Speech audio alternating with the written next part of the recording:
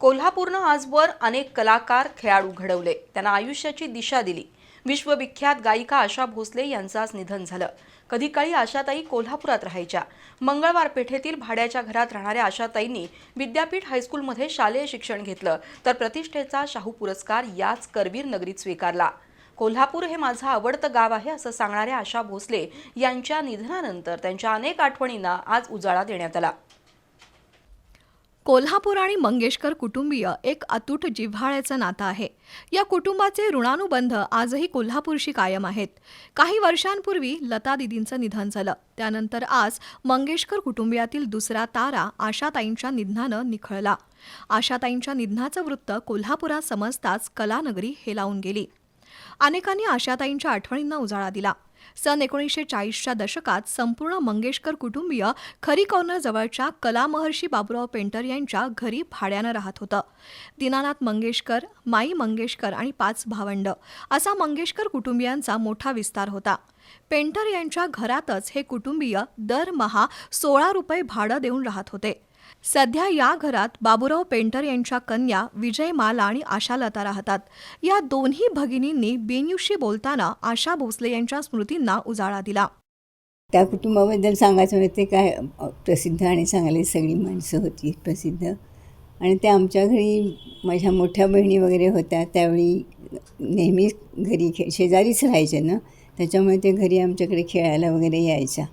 आणि अलीकडेच त्यांच्या दीनानाथ मंगेशकरांच्या जन्मशताब्दीनिमित्त सांगलीत आल्या होत्या। मग त्या म्हणाल्या की आपण अशांना फार इच्छा होती आमच्या घरी यायची, कारण खूप वर्षात आलेल्या नव्हत्या त्या, कारण आमच्या आई असताना त्या नेहमी यायच्या। कोल्हापूरला आल्या की आमच्या घरी येऊन जायच्याच। मग त्या दिवशी त्या तिघीजणी आमच्याकडे आल्या, त्या म्हणाल्या काय जुनी आठवणं आम्हाला आली, आम्हाला खूप यायचं होतं तुमच्या घरी, आणि आम्ही इथे खेळायचो, ह्या दरवाज्यातून पळायचो, त्या दरवाज्यातून निघायचो, असं खूप मजा यायची आम्हाला, असं त्या म्हणत होत्या। त्या दिदीच मला वाटते त्यावेळी 12-13 वर्षाच्या होत्या, आणि त्याच्या खालची ही सगळी भावंड, त्याच्यामुळे ते कुटुंब तेवढंच लहानच कुटुंब होतं त्यांचं।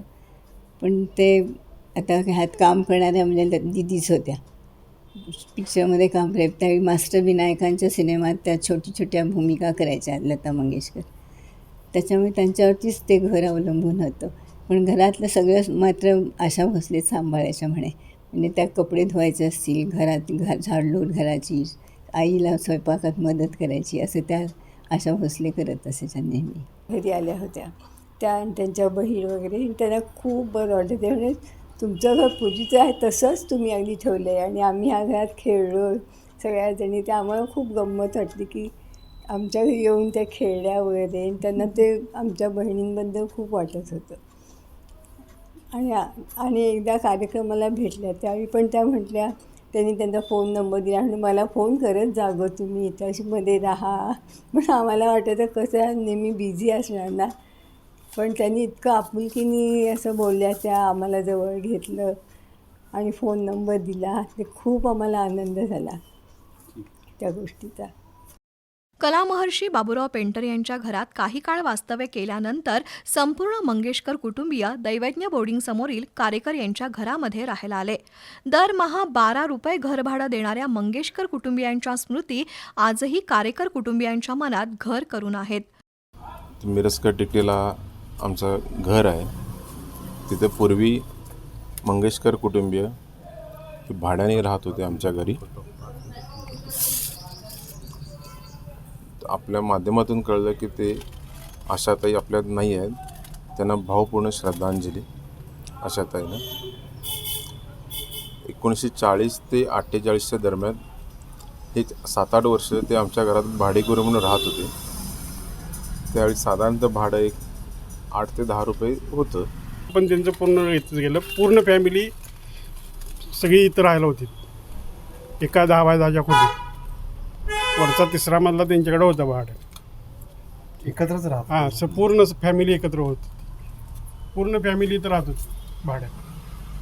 आशा भोसले यांचं शालेय शिक्षण कोल्हापुरातील अंबाबाई मंदिर शेजारील भक्ती सेवा विद्यापीठमध्ये झालं। या शाळेला कालांतरानं आशाताईंनी भेट देऊन शाळेप्रती कृतज्ञता व्यक्त केली होती। त्याची एक व्हिडिओ क्लिप आज हृदयस्पर्शचे अध्यक्ष पद्माकर कापसे यांच्या माध्यमातून उपलब्ध झाली आहे। From an early age, she joined in the family business, performing songs and short plays. This is my school. That is new building now. This is old. This is my class. When I was very, very young, I learned here so many good things. I was very, very naughty at my childhood. And always singing star at that age. And so many teachers, they called me in their classes and they asked me to sing and dance. So I always sing there.